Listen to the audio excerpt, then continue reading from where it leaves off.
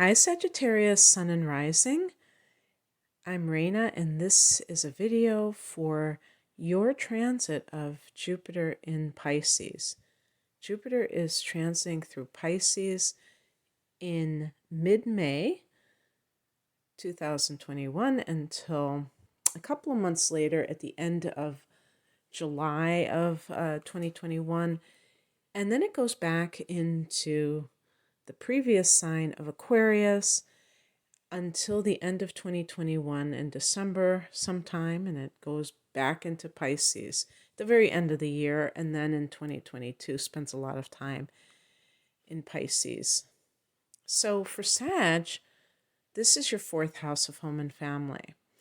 And I want to just, say what is obvious for people who follow astrology more in depth is that, your particular degree of sun or rising affects the timing of some of these transits, like exactly when it's going in. It's going in on May 13th, 0 degrees of Pisces, but some of you will not experience it on that date that you officially have Jupiter in your fourth house.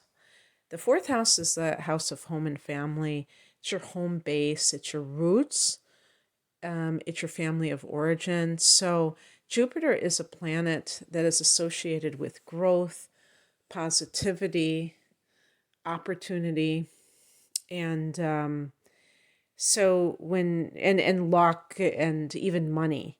So when Jupiter goes into a house, you can expect that there is the potential for growth and financial gain in this area. So it would stand to reason that when Jupiter enters a person's fourth house, they might have luck with real estate. They might be able to buy and sell with greater ease, maybe make a larger profit from whatever it is that they're selling, or if they're buying it, pay a lower price than they thought they would have to.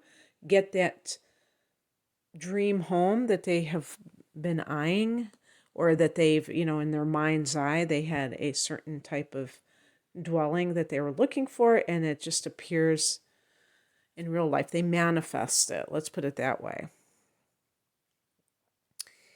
And the home, if you do move, can be a bigger home. And by the way, I have to say that Neptune is in this house. So it's very interesting because Neptune is in its own sign of Pisces. It's been in the fourth house for about 10 years now. And it's going to stay, Neptune is going to stay in this fourth house until about 2026. So if you're listening to this video around then, Neptune may have moved into your fifth house. I don't have that exact year in front of me, but as I record this in 2021, it's several years in the future. And so while you have Jupiter, this is in, actually you wouldn't be listening to this past 2022 at the most, so I guess that point is moot, isn't it? But anyway, so with Neptune already here, that can lend itself to attracting a home that is near the water. And I was just thinking about this not too long ago, because I have a sun in Sagittarius, and I was thinking, wow, that's something that I would like to manifest myself. And the interesting thing about Neptune is that because it's kind of like a visionary, there's like a visionary quality to it, just like Jupiter. And so I think when these two things come together, it can be like, it's like a spiritual home base. And so if Sagittarians, because you're ruled by Jupiter, this can be a situation where you find your sanctuary. That's how I see it. And that is very interesting, whether it's literally by the water, and so you you feel very meditative because you can go and meditate by the water, or if it just gives you some kind of peace that makes it easier for you to meditate or, contemplate anything that tunes you into your higher self. Yeah, that's something that I think could be very important and comforting for Sages. And speaking of that, I think in a similar vein, the idea of the nest, you've heard the term nesting, for when you feel this urge to be very domestic. Now, Sagittarius is a masculine sign. So Sagittarians, if you have maybe the moon in Cancer or something like that, you may already, or Cancer rising, you might have that domestic side to you that is very comfortable and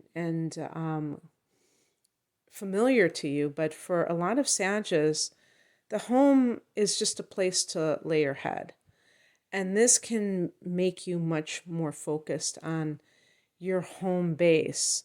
Maybe you're working from home and you need to design, have a home that supports that for some reason. And, having a place where you don't get disturbed when you're working. And so this may be a factor in, if you do move to a larger dwelling, having an office space, or just, is it going to be quiet enough? Things like that. And manifesting that, manifesting anything that supports the comfort of home too. That's what nesting really is. But the opposite house to the fourth house of home and family is the 10th house of career. So Jupiter, because Jupiter is in the fourth house and is the biggest planet, that emphasis could be really on the home front. And you might even feel a greater sense of security in your life. Maybe your emotional life, because this is a water house, can feel more secure as well. And you're getting along with your family of origin. There's more harmony as well. You might have interactions with them that are very beneficial, including monetary gain from the family, inheritance, or other family financial assistance can be possible at this time. The expansion of the home base, in addition to having a bigger property, you might have somebody new moving in. Now, could it be family members or a family member? Of course, but it might even be if you are pregnant or your partner is pregnant and you're welcoming a child, or perhaps you're getting fur babies.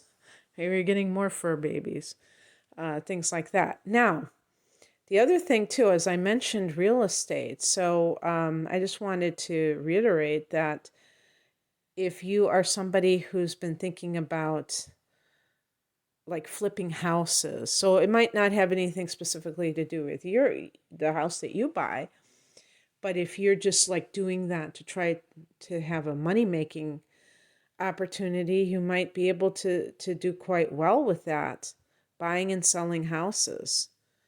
I don't know if when they flip houses, they renovate them first. They probably do. And then that kind of thing becomes profitable for you. So, yeah, I think that I've covered all the bases. Oh, well, one thing I wanted to say, talking about family harmony and things like that. Some of you may get into genealogy, which is the study of your family tree. And that can be something, if you have shown an interest in a little bit, that you just kind of take out and expand and really get involved with. And of course, this may be simply as a hobby, some kind of an interest, but it can in a roundabout way, kind of indirectly, help your own family relations, because you may be asking your parents or even other people in the family, hey, tell me more about, such and such person. And that gets them to reminisce and so on and so forth. Okay, so I think I've covered just about everything I wanted to. I hope that you enjoyed this. If you would like a private reading, please click on the link below to see the options I have. I have double readings that are specials and are more comprehensive. Thanks for listening. Take care. Bye.